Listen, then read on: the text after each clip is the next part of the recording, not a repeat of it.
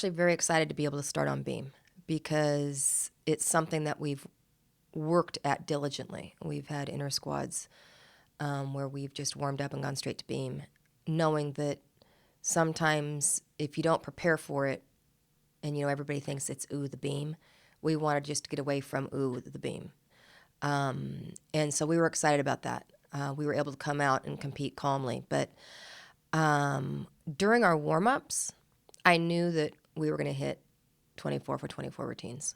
And so did the athletes. They just felt that, they said, Miss Val, I didn't want to sound arrogant, but I just knew we were going to hit. I knew we were going to win, and there wasn't a question. We talked to them about the fact that you don't want to just go in thinking that, oh, you're going to win every meet, but you should be able to go in and say, we're going to be able to hit 24 for 24 routines. So it set the tone.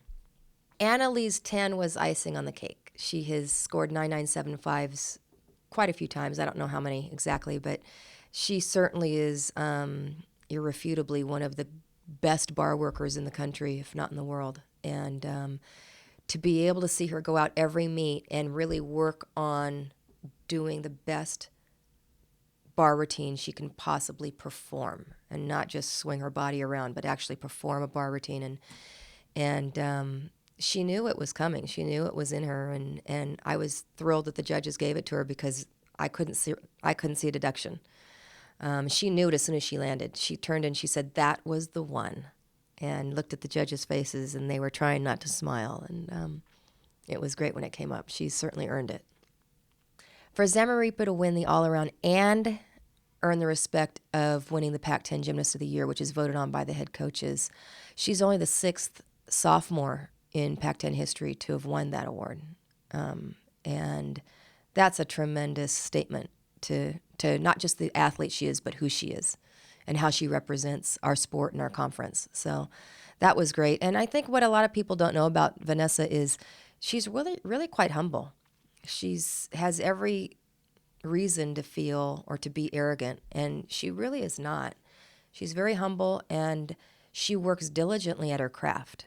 It's when you see her on the floor, she's not distracted. She's going through her timing. She's going through her mental imagery constantly.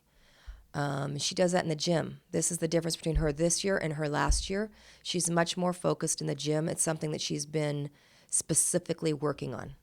And she's very excited when it works to her benefit meet after meet after meet.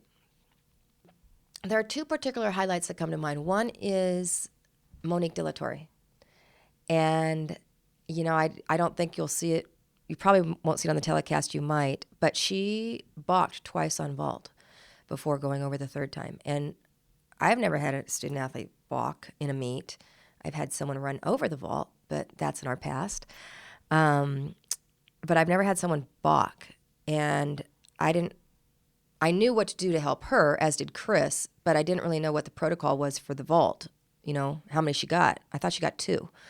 Anyway, she came back from the first vault, and Chris was talking to her, and then he did something that I thought was just brilliant. He turned her to look at her teammates in the corral. And Monique went from being deer in the headlight to, you could just see her getting happy and warm because she had the love of her teammates who were all cheering for her. She went down and balked again, and I thought that was it. And I made her salute. I don't know why, but I thought, I'm always told you have to salute the judge. So I'm yelling at her, salute, salute. And the judge said she gets one more. So she came back, and this time she ran up to her teammates in the corral. And the energy that they were giving her, you could just see it permeate through her body. She stepped up to vault, and we knew she was going to be able to do it. And she came back and hit the best vault that she's competed all season. And I think that takes a real strong character to be able to, in the heat of the moment, turn it around like that.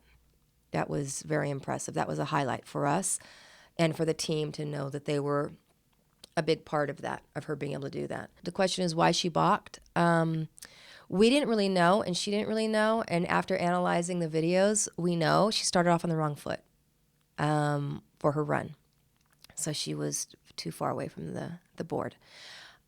I think it also has to do with the fact that she wants so badly to be perfect, and she's such a competitor.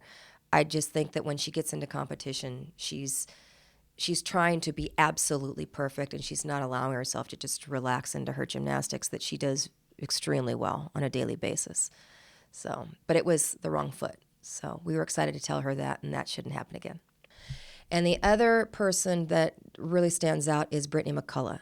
Brittany is the only nursing student of all the student athletes at UCLA, and her academic class schedule is horrendous. She is horrendous. I say that only because it's long and complicated, and she's not able to pick and choose the classes she wants. So she's not able to train with the team much during the year, during the course of the week. And this quarter, she has clinics on Mondays and Wednesdays that are 12 hours long. And so we're not going to be seeing much of Brittany at all. But what Brittany does really, really well in life is she sees all of these things as opportunities and not as sacrifices.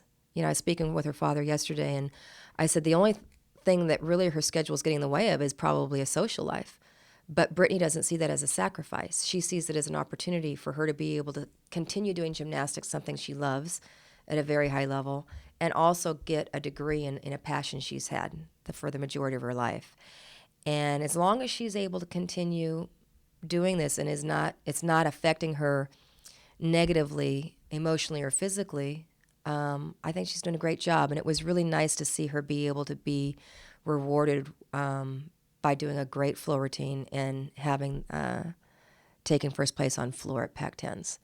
It's just a testament to really who she is and the focus and the discipline that she has. Brittany trains when her school schedule allows her to. So sometimes she'll come in the morning. If we're training the team trains at 9, she'll come in at 7, and one of us coaches will go in with her. She's always obviously got a coach in the gym with her. Sometimes she drives herself to one of the gyms that Jim or Chris coach at night. Sometimes she'll come in during rec hours. But what's really cool is the girls so appreciate and respect what she's doing that there's always a teammate with her. And it's not like she's asked a teammate to go with her. They just find out when she's going someplace and when she's going in. And usually Marcy will be in there with her, helping her, so she's not in there alone. It's really cool. From a head coaching perspective, I feel that the highlight of the Pac-10s was how our team performed. It wasn't just that they went out and did good gymnastics, but it was the performance quality behind the gymnastics that they did. And, you know, we're constantly talking to them about there's a performance quality on every single event. It's not just on floor or floor and beam. But, you know, there's a reason why people loved to watch Vanessa vault.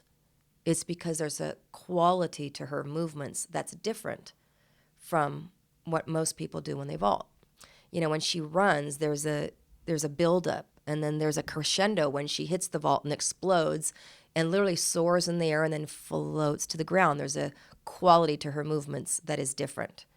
And, you know, coming from my background, that's important for me, that they understand anytime you move, you can just move or you can have a quality to your movement. And it's the same on bars. You know, I think that was something that we work really hard, especially with someone like Brittany, who can muscle her bar routine easily, but it's not really pretty to watch. And when she works on her quality of movement and it flows, it's a far better bar routine. And from warm-ups on Friday to the warm-ups in the meet on Saturday and to what they did on Saturday, I felt that our overall performance quality was at a really high level for all 24 routines. And when we came out of it, that's the thing that hit me the most, that I was the most pleased with, was that across the board we performed with confidence, and I guess anybody that knows me well enough will know what I'm going to say, with calm confidence that brought this performance to artistic gymnastics. We're really excited to be in a regional with Arkansas, Iowa State, both the Arizonas, and BYU. Not only are they really good teams, but we have a special close relationship with each of the head coaches and their staff, so that's going to be really fun. It's going to be fun to have Mark Cook back here. He was an assistant coach for us when he came into college coaching, and he said, Miss Val, I'm going to be here for 3 years, and I'm going to go get a head coaching job. And he did, and he got the head job at Stanford, and then they recruited he and his wife, Renee, to go to Arkansas, and they've done amazing work with that program, making it to the Super Six last year for the first time. And Arizona's coming off a great meet. They hit 24 for 24 at Pac-10s. They look like they're peaking at the right time. So it's going to be an exciting meet with really good gymnastics, and I think there's going to be a lot of positive, good, competitive, positive energy on the floor because we like each other so much, we respect each other so much, and everybody's going to want to win that meet. Tickets have been on sale for a while. We're almost sold out in the bottom level, and we may be sold out by now. I know that ticket sales after Pac-10s went through the roof. Ticket sales are going very, very well. You can still get tickets by calling UCLA WIN, 310 UCLA WIN, and I know that they've got tickets available, at least in the general admission area. But all the seats will be great because we're still curtaining off the end. So any seat in Pauley Pavilion for this meet will be amazing. And it's going to be one of the biggest gymnastics meets on the West Coast this year. So come on out and support gymnastics.